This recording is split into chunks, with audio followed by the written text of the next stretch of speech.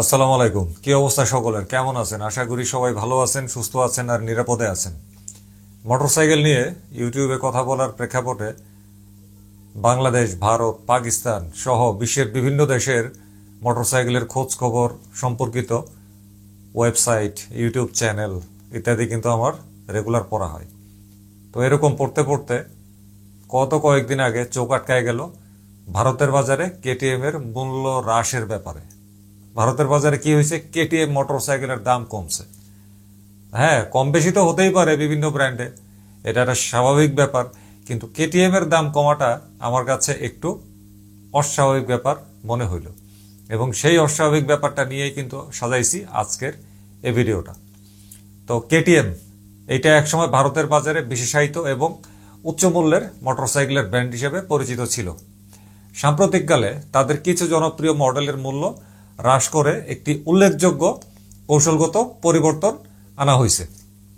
এই পদক্ষেপটা কেবল একটা বাণিজ্যিক সিদ্ধান্ত না, বরং এটা হচ্ছে ভারতীয় মোটরসাইকেলের বাজারের গতিশীলতা, সরকারি অর্থনৈতিক নীতি, তীব্র প্রতিযোগিতা এবং কেটিএম এর নিজস্ব বৈশ্বিক কৌশলের একটি জটিল প্রতিচ্ছবি।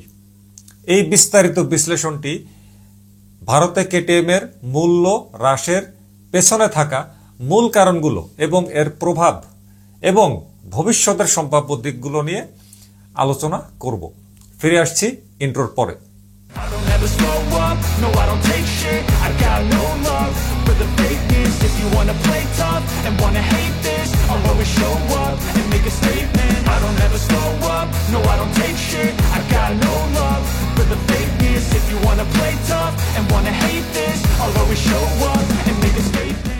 এক নম্বরে, রাষ্ট্রীয় কর কাঠামো এবং জিএসটি নীতিমালার সুচিন্তিত ব্যবহার। কেটিএম এর মূল্য হ্রাসের সবচেয়ে প্রত্যক্ষ এবং কার্যকরী কারণ হল ভারত সরকারের জিএসটি কাঠামোর পরিবর্তন। এই পরিবর্তনকে কোম্পানি নিজের বাণিজ্যিক সুবিধার জন্য অত্যন্ত দক্ষতার সাথে ব্যবহার করেছে। পূর্বে মোটরসাইকেলের উপর এককভাবে 28% জিএসটি প্রযোজ্য ছিল, কিন্তু সরকার ইঞ্জিন ক্ষমতা বা সিসি অনুযায়ী করের হার পুনর্বিন্যাস করে একটি নতুন নীতি চালু করে। এই নীতি অনুযায়ী 250 সিসির নিচে ইঞ্জিন ক্ষমতা সম্পন্ন মোটরসাইকেলের উপর করের হার 18% নামিয়ে আনা হয়েছে, যা কেটিএম এর সর্বাধিক বিক্রিত মডেলগুলো যেমন ডিউক 125, ডিউক 200 এর জন্য একটি বিশাল সুবিধা নিয়ে আসে। কেটিএম এই কর হ্রাসের সুবিধা সরাসরি গ্রাহকের কাছে পৌঁছে দিয়ে এই মডেলগুলোর বাজার মূল্য কমিয়ে দিছে। এই পদক্ষেপের ফলে এই বাইকগুলো তাদের প্রতিদ্বন্দ্বী যেমন বাজাজ পালসার, টিভিএস অ্যাপাচি এবং ইয়ামাহা এফজেড এর সাথে আরও বেশি প্রতিযোগিতায় সক্ষম হয়েছে।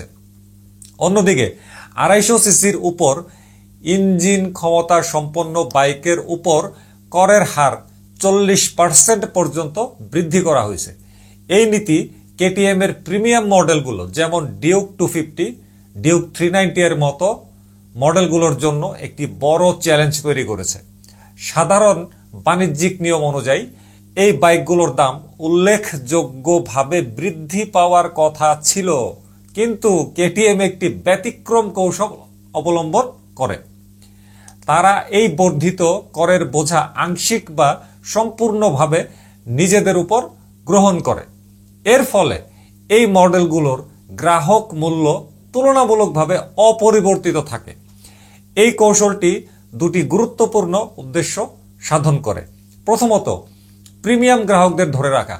উচ্চ ক্ষমতা সম্পন্ন বাইকের ক্রেতারা সাধারণত মূল্যের চেয়ে পারফরম্যান্সের এবং ব্র্যান্ডের প্রতি বেশি অনুগত থাকে।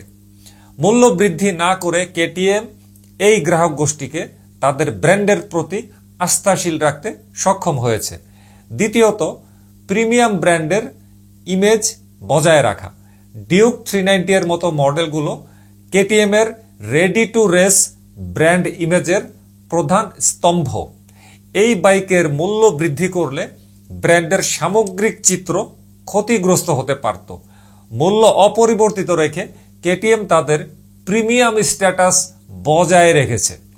এই দ্বিমুখী কৌশলটি একটি সুস্পষ্ট বার্তা দেয় কেটিএম একদিনে গণবাজারের দিকে প্রসারিত হতে চাইছে, অন্যদিকে তাদের মূল প্রিমিয়াম অবস্থানকে সুরক্ষিত রাখছে। 2 নম্বর পয়েন্টে বলবো তীব্র বাজার প্রতিযোগিতা এবং বাজারের অংশীদারিত্ব বৃদ্ধি। ভারতীয় মোটরসাইকেলের বাজার একটি অত্যন্ত প্রতিযোগিতামূলক ক্ষেত্র। এখানে নতুন ব্র্যান্ডের আগমন এবং বিদ্যমান কোম্পানিগুলোর আগ্রাসী বিপণন কৌশল একটি নিরন্তর চাপ তৈরি করে। কেটিএম বরাবরই পারফরমেন্স ভিত্তিক মোটরসাইকেলের জন্য পরিচিত ছিল, কিন্তু তাদের প্রতিদ্বন্দ্বী যেমন রয়্যাল এনফিল্ড, বাজাজ এবং হোন্ডা তাদের মডেলগুলোর বৈচিত্র্য এবং সাশ্রয়ী মূল্যের কারণে বাজারের বড় অংশ দখল করে রাখছে। কেটিএম মূল্য হ্রাসের অন্যতম প্রধান উদ্দেশ্য হলো নতুন গ্রাহক গোষ্ঠীর কাছে পৌঁছানো যারা উচ্চ পারফরমেন্স বাইক কিনতে আগ্রহী কিন্তু মূল্যের কারণে দ্বিধাগ্রস্ত। ডিউক 125 এবং ডিউক 200 এর মতো মডেলের দাম কমিয়ে কেটিএম কলেজ পড়ুয়া শিক্ষার্থী এবং প্রথম চাকরিপ্রাপ্ত তরুণদের আকর্ষণ করতে চাইছে, যারা স্টাইলিশ এবং পারফরমেন্স বাইক খোঁজ করছে। ভারতীয় বাজার উৎসব কেন্দ্রিক। দেওয়ালি, নবরাত্রি এবং অন্যান্য উৎসবের সময় গ্রাহকদের ক্রয় ক্ষমতা এবং প্রবণতা উভয়ই বৃদ্ধি পায়। কেটিএম এর এই মূল্য হ্রাসের ঘোষণাটি একটি সময়োপযোগী বাণিজ্যিক কৌশল। কিভাবে উৎসবের মৌসুমে এই পদক্ষেপ ক্রেতাদের আকৃষ্ট করে এবং বিক্রয় বৃদ্ধির একটি শক্তিশালী ভিত্তি তৈরি করে। এটি কেবল একটি মূল্য কমানোর ঘোষণা নয়, বরং এটি বাজার থেকে সর্বাধিক লাভ অর্জনের জন্য একটি সুচিন্তিত বিপণন পরিকল্পনা। 3 নম্বর পয়েন্টে বলবো বাজাজের সাথে কৌশলগত অংশীদারিত্ব এবং উৎপাদন দক্ষতা। কেটিএম এর সাফল্যের পেছনে বাজাজ অটো এর সাথে তাদের অংশীদারিত্বের ভূমিকা অনস্বীকার্য। এই অংশীদারিত্ব কেটিএমকে কেবল ভারতীয় বাজারে প্রবেশের সুযোগই দেয়নি, বরং এটি তাদের উৎপাদন খরচ কমানোর ক্ষেত্রেও একটা গুরুত্বপূর্ণ ভূমিকা পালন করছে। বাজাজ অটো ভারতে কেটিএম বাইকের স্থানীয় উৎপাদন করে। এর ফলে কেটিএম এর আমদানি শুল্ক, পরিবহন ব্যয় এবং অন্যান্য লজিস্টিক উৎপাদন খরচ উল্লেখযোগ্য হারে হ্রাস পেয়েছে। এই স্থানীয় উৎপাদন মডেলটি কেটিএমকে উচ্চমানের বাইক তুলনামূলকভাবে কম খরচে তৈরি করতে সক্ষম করেছে।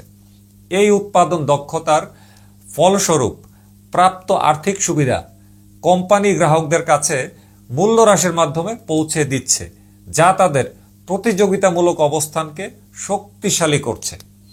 বাজাজ অটো এর বিশাল সরবরাহ শৃঙ্খল বা সাপ্লাই চেইন এবং দেশব্যাপী ডিলার নেটওয়ার্ক কেটিএমকে গ্রাহকের কাছে আরও সহজে এবং দ্রুত পৌঁছাতে সাহায্য করে। এটি কেবল বিক্রয় বৃদ্ধি করে না, বরং বিক্রয়োত্তর সেবাও উন্নত করে, যা ব্র্যান্ডের প্রতি গ্রাহকের আস্থা বৃদ্ধি করে। 4 নম্বরে বলবো বাজার মনোবিজ্ঞান এবং ব্র্যান্ডের দীর্ঘমেয়াদী কৌশল। মূল্য হ্রাস কেবল একটি সংখ্যাগত পরিবর্তন নয়, এটি বাজার মনোবিজ্ঞান এবং ব্র্যান্ডের দীর্ঘমেয়াদী কৌশলের একটি গুরুত্বপূর্ণ অংশ। কেটিএম তাদের ব্র্যান্ডকে অ্যাক্সেসিবল প্রিমিয়াম হিসেবে প্রতিষ্ঠা করতে চাইছে। এর অর্থ হলো তারা এমন একটি ব্র্যান্ড হিসেবে পরিচিত হতে চায় যা উচ্চ পারফরম্যান্স এবং প্রিমিয়াম মানের বাইক সরবরাহ করে, কিন্তু তা মধ্যবিত্ত শ্রেণীর গ্রাহকদের নাগালের মধ্যে থাকে। এই কৌশলটি প্রিমিয়াম ব্র্যান্ড ইমেজের সাথে সামঞ্জস্যপূর্ণ, কিন্তু একই সাথে ব্যাপক গ্রাহক গোষ্ঠীর কাছে আবেদন তৈরি করে। কেটিএম জানে যে তাদের বাইকের পারফরমেন্স এবং ডিজাইন তরুণদের কাছে অত্যন্ত আকর্ষণীয়। একবার একজন গ্রাহক তাদের বাইক কেনার পর তারা সাধারণত ব্র্যান্ডের প্রতি অনুগত হন। তাই মূল্য হ্রাস করে প্রথমবার কেটিএম বাইক কেনার সিদ্ধান্তকে সহজ করা হচ্ছে। এটি দীর্ঘমেয়াদী ব্র্যান্ড আনুগত্য তৈরি এবং গ্রাহকের জীবনচক্র মূল্য, কাস্টমার লাইফ টাইম ভ্যালু বাড়ানোর একটি কৌশল। 5 নম্বর পয়েন্টে বলবো বৈশ্বিক অর্থনীতি পরিস্থিতি এবং কর্পোরেট স্থিতিশীলতা। যদিও কেটিএম বৈশ্বিক কর্পোরেট কাঠামোতে কিছু চ্যালেঞ্জ রয়েছে, বাজাজ অটো এর সাথে তাদের শক্তিশালী অংশীদারিত্ব ভারতের বাজারে তাদের স্থিতিশীলতা নিশ্চিত করে। ভারত কেটিএম এর বৈশ্বিক বিক্রয়ের জন্য একটি গুরুত্বপূর্ণ বাজার, তাই এই বাজারে একটি শক্তিশালী এবং ক্রমবর্ধমান উপস্থিতি বজায় রাখা কেটিএম এর সামগ্রিক বাণিজ্যিক স্থায়িত্বের জন্য অপরিহার্য। মূল্য হ্রাসের এই সিদ্ধান্তটি ভারতীয় বাজারে তাদের আধিপত্য বজায় রাখার জন্য একটি দীর্ঘমেয়াদী কৌশলগত বিনিয়োগ হিসেবে বিবেচিত হতে পারে। তো দেখেন, পরিশেষে বলতেই হচ্ছে যে কেটিএম এর মূল্য হ্রাসের সিদ্ধান্তটি একটি সুপরিকল্পিত এবং বহুমাত্রিক কৌশল, যা রাজস্ব নীতির পরিবর্তন, তীব্র বাজার প্রতিযোগিতা, স্থানীয় উৎপাদন দক্ষতা এবং আন্তর্জাতিক বাণিজ্যিক স্থিতিশীলতার প্রয়োজনীয়তা দ্বারা চালিত। এই পদক্ষেপের মাধ্যমে কেটিএম একদিকে যেমন নতুন বাজার দখল করতে চাইছে, তেমনি উচ্চ পারফরম্যান্স মোটরসাইকেলের ব্র্যান্ড হিসেবে তাদের অবস্থানকে আরও শক্তিশালী করতে সচেষ্ট। এটি কেবল একটি মূল্য কমানোর ঘোষণা নয়, বরং ভারতীয় মোটরসাইকেলের বাজারে একটি নতুন কৌশলগত মানদণ্ড স্থাপন করেছে, যা অন্যান্য কোম্পানিগুলোকেও তাদের মূল্য নির্ধারণ এবং বাজার কৌশলের পুনর্মূল্যায়ন করতে বাধ্য করতে পারে।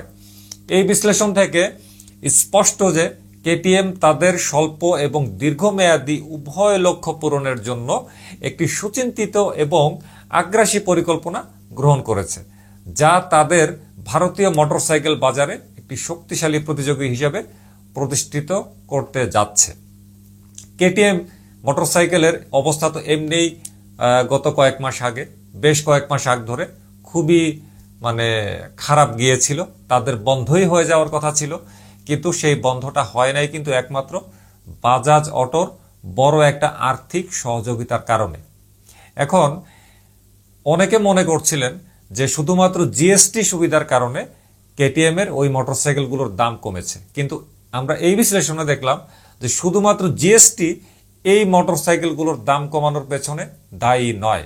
এইটার দাম কমানোর পেছনে রয়েছে কেটিএম এর একটা সুদূর প্রসারী পরিকল্পনা। এমনিতেই তারা একটা খাত থেকে উঠে